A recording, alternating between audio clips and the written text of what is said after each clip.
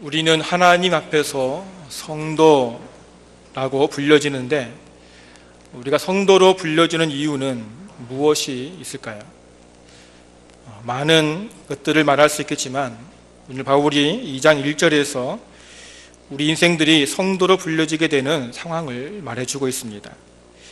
그는 허물과 죄로 죽었던 너희를 살리셨도다.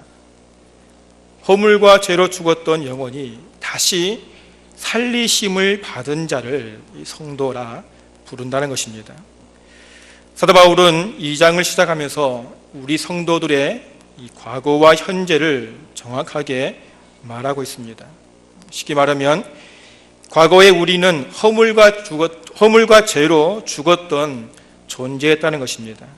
그런데 지금은 긍휼이 풍성하신 하나님의 은혜로 죽음에서 생명으로 옮겨지게 되었다는 것입니다. 이제는 예수 십자가 보혈의 은혜로 영원한 생명을 얻게 되어 거룩한 성도가 되었다는 것이죠. 오늘 밤에 이 세상에서 가장 귀한 선물 예수 그리스도를 믿음으로 사망에서 생명으로 세워지는 은혜를 받는 모습들을 살펴보면서 겸손하게 하나님 앞에 우리 자신들을 새롭게 세워가는 시간이 되어지기를 간절히 소원합니다. 첫째로 허물과 죄로 죽었던 우리를 구원하신 하나님의 은혜입니다. 바울은 1절에서 우리 인생들이 죽게 된 원인으로 허물과 죄로 죽게 되었다고 말씀하고 있습니다. 여기서 허물과 이 죄를 따로 구분해서 말하고 있는데 이는 결국 모두 다 하나님께서 정하신 말씀에서 벗어난 모든 상황들을 말하고 있는 것입니다. 또 허물로 죄로 죽었다는 것은 허물들과 죄들을 통하여서 죽었다라고 말씀할 수 있습니다. 쉽게 말하면 우리 인생들이 이 땅에서 죽은 것은 인간 스스로의 허물과 죄 때문에 죽게 되었다는 것입니다. 죽음의 책임이 전적으로 우리 사람들에게 있다는 것입니다. 그래서 몸은 살아서 움직이고 있으나 그 영혼은 죄로 이미 죽은 존재란 것이죠. 영적인 죽음을 말씀하고 있는 것입니다. 그러면 영혼의 죽음이 무엇이라고 말할 수 있을까요? 예수님은 요한복음 17장 3절에서 이렇게 말씀하십니다. 영생은 곧 유일하신 참 하나님과 그가 보내신 자 예수 그리스도를 아는 것이라 말입니다. 우리 인생들이 살아서 숨을 쉬고 있다고 해서 다 살아있는 것이 아니라 진정한 생명은 생명의 주인이신 하나님을 아는 것이라고 말씀하고 있습니다. 하나님과 영적 교제를 이루며 살아가는 것, 이것이 진정한 생명이라고 말씀하고 있는 것입니다. 그런데 과거에 우리는 허물과 죄로 인해서 하나님과의 교제가 단절되어 있다는 것이죠. 생명의 길이 막혀버렸다는 것입니다. 바울은 이것을 2절에서 이렇게 말씀하고 있습니다.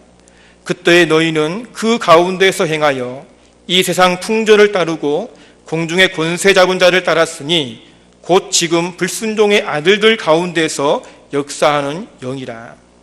그때에는 다시 말하면 허물과 죄로 죽었을 때를 말하고 있는데 결국 우리 인생들이 이렇게 허물과 죄로 죽어 하나님과 관계가 단절될 수밖에 없었던 이유로 공중 권세를 잡은 자를 따랐기 때문이라 그렇게 말씀하고 있습니다. 여기서 공중 권세를 잡은 자는 사단을 말합니다. 타락한 천사 말입니다. 바울은 사단을 고린도후서 11장 14절에서 자기를 광명의 천사로 가장하였다고 말씀하고 있습니다. 사단은 광명의 천사로 가장해서 사람의 마음을 미혹해 하나님과의 관계를 단절시키고 자신을 따르게 만든다는 것입니다. 결국 사람들을 하나님 말씀에 불순종하게 만든다는 것이죠. 그런데 사단이 이렇게 사람들로 하여금 하나님 말씀에 불순종하게 만들어 이 죄악의 수렁으로 깊이 빠지게 하고 결국 죽게 만드는데 2절 하반절에 보니 역사하는 영이라 그렇게 말하고 있다는 사실입니다. 여기서 역사한다는 것은 사단의 영향력을 나타내는 말인데 놀랍게도 에베소서 1장 20절에 그리스도 안에서 죽은 자들을 살리신 하나님의 역사를 나타내는 이 단어와 같이 사용되어지고 있다는 사실입니다. 다시 말하면 사단의 영향력이 얼마나 대단한지를 보여주고 있다는 것이죠. 이렇게 사단의 영향에 붙잡혀 있는 자들이 2절 중반에 세상 풍조를 따르고 3절에서 육체의 욕심을 따라 지내고 육체와 마음에 원하는 것을 한다고 말씀하고 있습니다. 이러한 모습이 바로 허물과 죄를 지은 인생들의 모습이고 하나님 말씀에 불순종하는 자들의 모습이라는 것이죠. 세상 풍조를 따른다는 것은 세상 속에서 말씀에 붙들린 삶이 아닌 세상의 문화에 속해 살아간다는 것입니다. 세상 속에서 아무런 감각도 없이 영적으로 무뎌진 모습 말이죠. 그러니 육체의 욕심에 끌리는 대로 마음이 가는 대로 살아간다는 것입니다. 바울이 이런 모습을 갈라디아서 5장 19절 이하에 이렇게 말씀하고 있습니다. 육체의 일은 분명하니 곧 음행과 더러운 것과 호색과 우상 숭배와 주술과 원수 맺는 것과 분쟁과 시기와 분냄과 당짓는 것과 분열함과 이단과 투기와 술취함과 방탕함과 또 그와 같은 것들이라 전에 너희에게 경계한같이 경계하노니 이런 일을 하는 자들은 하나님 나라의 유업으로 받지 못하니라. 바울은 이렇게 육신의 욕심에 끌려 자기의 생각대로 살아가는 자들은 결국 하나님 나라를 유업을 받지 못한다고 선포하고 있는 것입니다. 결국 3절에서 하나님의 진노 아래 놓이게 되는 진노의 자녀라고 말씀하고 있습니다. 성도님들, 바울이 이렇게 열거한 모든 죄악들은 우리 성도들의 과거의 모습이라고 말씀하고 있습니다. 과거에 허물과 죄악으로 죽었던 우리의 모습 말입니다. 지금 현재 성도의 모습이 아닌 과거의 모습 말입니다. 어떻습니까? 오늘 예배를 드리고 있는 성도님들의 과거의 모습이 정말 많습니까? 혹시 지금도 이러한 모습으로 살아가고 있지는 않습니까? 하나님 생각보다 내 생각이 우선으로 살아가고 있지 않느냐는 것입니다. 바울은 오늘 우리에게 분명하게 말씀하고 있습니다. 과거에 이러한 모습을 가지지 않은 사람은 아무도 없다고 말합니다. 그런데 이제는 살았다는 것입니다. 죽음에서 생명으로 옮겨지게 되었다는 것입니다. 그 놀라운 사실들을 계속해서 4절 이하에 말씀하십니다. 긍휼이 풍성하신 하나님이 우리를 사랑하신 그 큰 사랑을 인하여 허물로 죽은 우리를 그리스도와 함께 살리셨고 너희는 은혜로 구원을 받은 것이라. 하나님께서 허물로 죽은 우리를 그리스도와 함께 살리셨는데 이 놀라운 일들을 행하신 하나님은 긍휼이 풍성하신 하나님이시고 큰 사랑을 가지신 하나님이시고 은혜로우신 하나님이라고 표현하고 있습니다. 바울은 긍휼과 은혜와 사랑으로 우리를 죽음에서 생명으로 인도하신 하나님의 구속 사역과 관련된 하나님의 성품들을 다 보여주고 있는 것입니다. 긍휼은 하나님이 베풀어 주시는 구원의 이유를 보여줍니다. 은혜는 하나님께서 보시는 구원의 성격을, 그리고 사랑은 구원의 본질을 우리에게 보여주고 있습니다. 하나님은 그의 긍휼하심으로 우리를 불쌍히 여기시고 그의 은혜로 죄를 사하시며 그의 사랑으로 우리를 구원하신다는 것입니다. 특별히 하나님의 긍휼하심이 풍성하다고 말씀하고 있습니다. 죄와 허물로 죽어버린 우리 인생들을 불쌍히 여기시는 마음이 너무나 풍성하시기에 오래 참으시고 아무런 조건도 없는 큰 사랑을 입게 하시는 은혜를 베풀어 주셨다는 것입니다.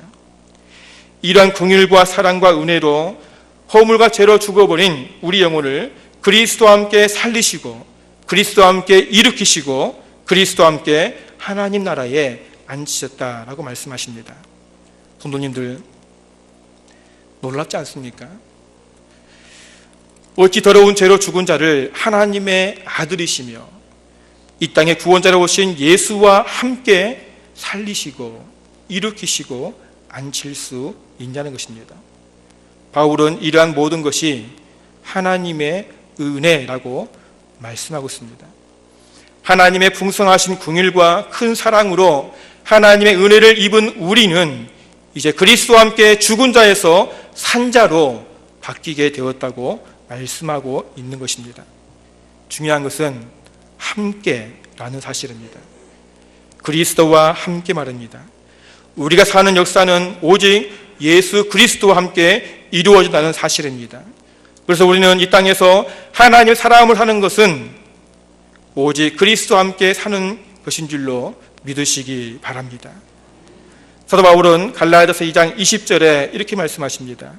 내가 그리스도와 함께 십자가에 못 박혔나니 그런즉 이제는 내가 사는 것이 아니요 오직 내 안에 그리스도께서 사시는 것이라. 이제 내가 육체 가운데 사는 것은 나를 사랑하사 나를 위하여 자기 자신을 버리신 하나님의 아들을 믿는 믿음 안에서 사는 것이라. 바울은 자신이 이 땅에 사는 것은 오직 자신을 위해 십자가에 죽으신 그리스도와 함께 사는 것이며 자신에게 참 생명을 주신 예수를 위해 온 세상에 복음을 전하며 살아간다라고 고백하고 있습니다. 그래서 바울은 오늘 7절 말씀에서 우리가 이렇게 하나님의 은혜로 사는 것은 결국 오는 여러 세대의 하나님의 은혜의 풍성함을 나타내는 것이라 이렇게 고백하고 있습니다. 성도님들, 우리는 하나님의 은혜로 구원받은 거룩한 성도인 줄로 믿습니다. 다시 말하면 이제는 옛날의 습관처럼 세상의 풍조를 따르고 육체의 욕심을 따라 살아가서는 안 된다는 것입니다.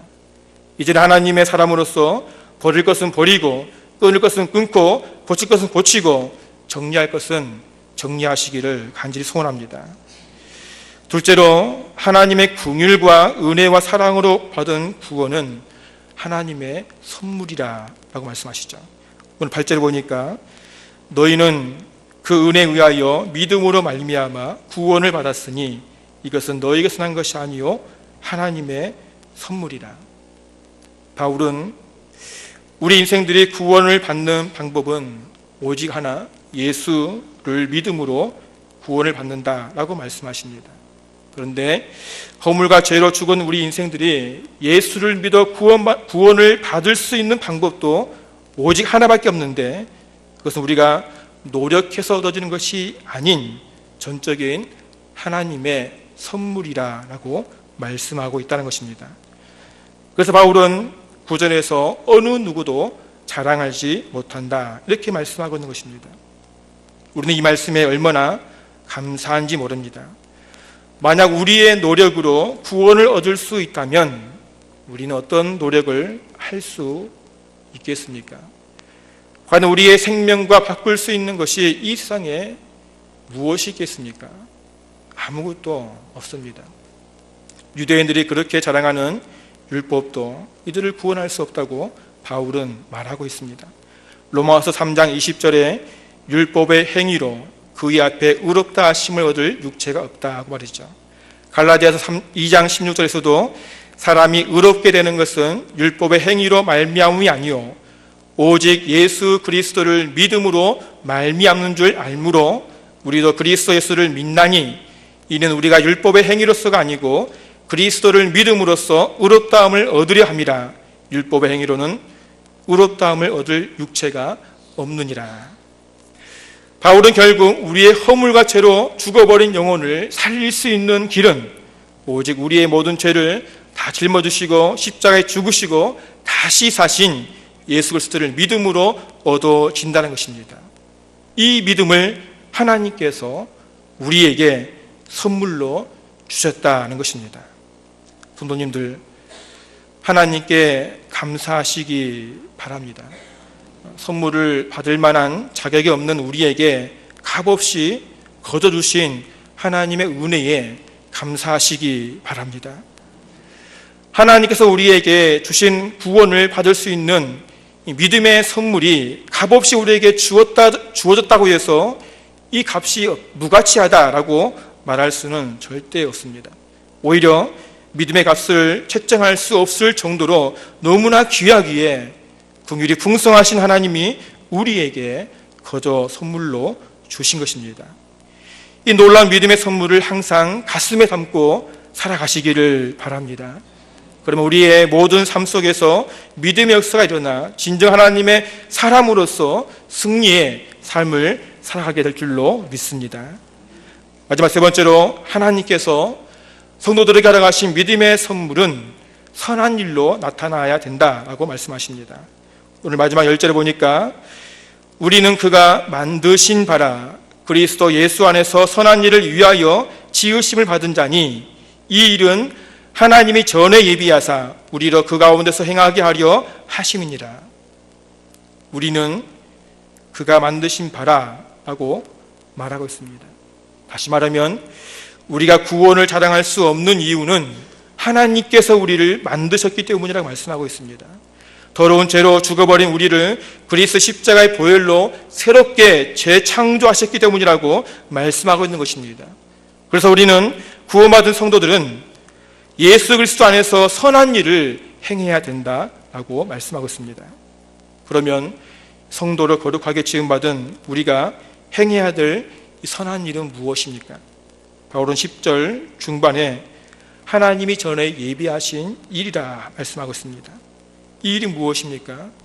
그것은 에베소서 1장 4절 이하에 말씀하시는 창세전에 그리스도 안에서 우리를 예정하시고 하나님의 때에 택하셔서 6절에 하나님의 은혜와 영광과 찬송을 돌리는 일이라고 말씀하고 있습니다. 사랑하는 성도님들, 하나님께서 우리 인생들을 사망에서 생명으로 옮기신 이유는 하나님께서 우리 인생들을 처음으로 창조하신 목적으로 다시 돌아가게 하기 위함인 줄로 믿으시기 바랍니다. 사람의 제일 된 목적이 무엇입니까? 하나님을 영원하게 하는 것과 그를 영원토록 즐거워하는 것입니다. 오늘 우리는 하나님의 긍휼하심과 은혜와 사랑으로 사망에서 생명으로 옮겨지는 은혜를 입은 거룩한 성도입니다. 이제는 옛사람의 습관을 쫓아가는 어리석은 자들이 아닌 이 거룩한 성도로서 그리스도 안에서 선한 일들을 행함으로 영원토록 하나님께만 영광 돌리시는 삶을 살아가시기를 간절히 소원합니다.